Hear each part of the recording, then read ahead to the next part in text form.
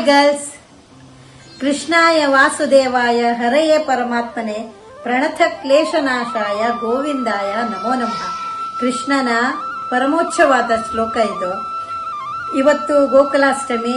So ಹಾಗಾಗ್ಬಿಟ್ಟು ಇವತ್ತು ಕೃಷ್ಣ ಹುಟ್ಟಿದ ದಿನ.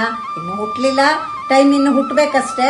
ಬಟ್ ಆದ್ರೂ ಕೂಡ ಗೋಕುಲಾಷ್ಟಮಿಗೆ ಯಾವಾಗಲೂ ಸಂಜೆ ಪೂಜೆ ಇರುತ್ತೆ.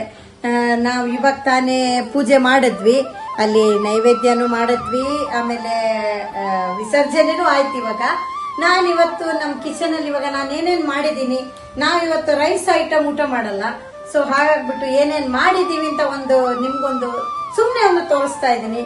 ಬನ್ನಿ, ಹತ್ರ ಬನ್ನಿ. ಇದು ನಮ್ಮ ಗೋಕುಲಾಷ್ಟಮಿಗೆ ನಮ್ಮ ಉಡುಪಿ ಸೈಡ್ ಅಂದ್ರೆ ನಮ್ಮ ಕೊಕ್ಕರ್ಣೆ ಸೈಡ್ ಅಲ್ಲಿ ಮಾಡೋ ಸ್ಪೆಷಲ್ ಡಿಶ್.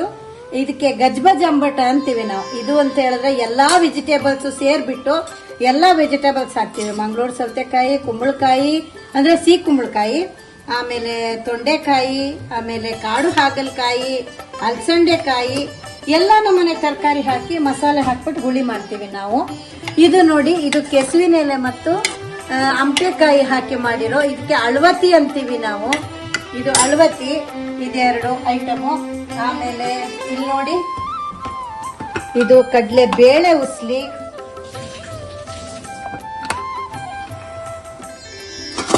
ಇದು ಕಡ್ಲೆಕಾಳಿನ ಉಸ್ಲಿ,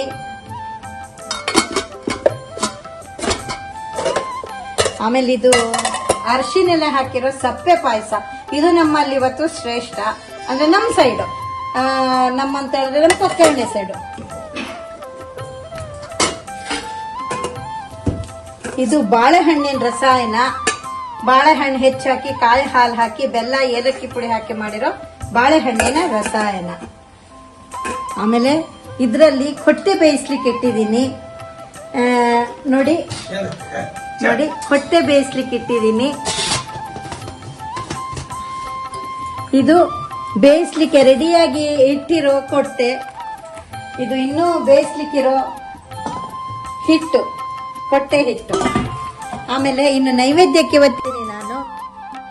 ಬನ್ನಿ ಸ್ವಲ್ಪ ನಮ್ಮ ದೇವರ ಹತ್ರ. ನಮ್ಮ ಕೃಷ್ಣ, ಪುಟ್ಟ ಕೃಷ್ಣ, ಇದು ನನ್ನ ಫ್ರೆಂಡು ಕಲ್ಪನಾ ಅವರು ಕೊಟ್ಟಿರೋದು. ತುಂಬಾ ವರ್ಷ ಹಿಂದೆ ಕೊಟ್ಟಿರೋದು. ಯಾವಾಗಲೂ ನಮ್ಮ ಅಷ್ಟಮಿಗೆ ಪೂಜೆ ಮಾಡಿಸ್ಕೊಟ್ಟಿದ್ದಾನೆ. ಇದು ನಮ್ಮ ಮನೆ ದೇವರು ದೇವಕಿ ಮತ್ತು ಅವರ ಪಕ್ಕ ತೊಡೆ ಮೇಲೆ ಕೃಷ್ಣ ಇರೋದು ಮೂರ್ತಿ.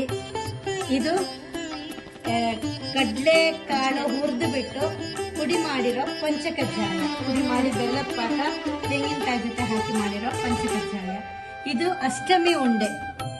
ಅರಳು ಪುಡಿ, ಎಳ್ಳು ಪುಡಿ, ಖಾರ ಸೇವು ಎಲ್ಲ ಹಾಕಿ ಮಾಡಿರೋ ಅಷ್ಟಮಿ ಉಂಡೆ ಅಂತೀವಿ. ಅದು ನಮ್ಗೆ ಇವತ್ತು ಮಸ್ಟ್.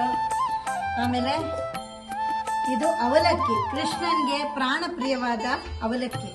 ಸುಧಾಮ ಕೃಷ್ಣನ್ಗೆ ಇದೇ ಕೊಟ್ಬಿಟ್ಟು ಪ್ರಸನ್ನಗೊಳಿಸಿರೋದು. ಇದು ಮೊಸರು ಅವಲಕ್ಕಿ.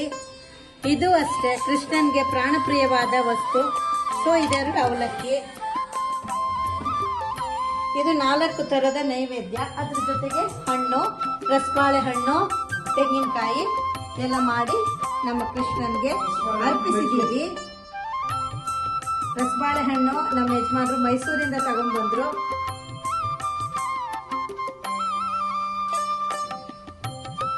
ಸೊ ಇದು ನಮ್ಮ ಇವತ್ತಿನ ಅಷ್ಟಮಿದ್ದು ಪೂಜೆದ್ದು ನೈವೇದ್ಯದ ಮತ್ತು ನಾವು ತಿನ್ನೋ ಖಾದ್ಯಗಳು.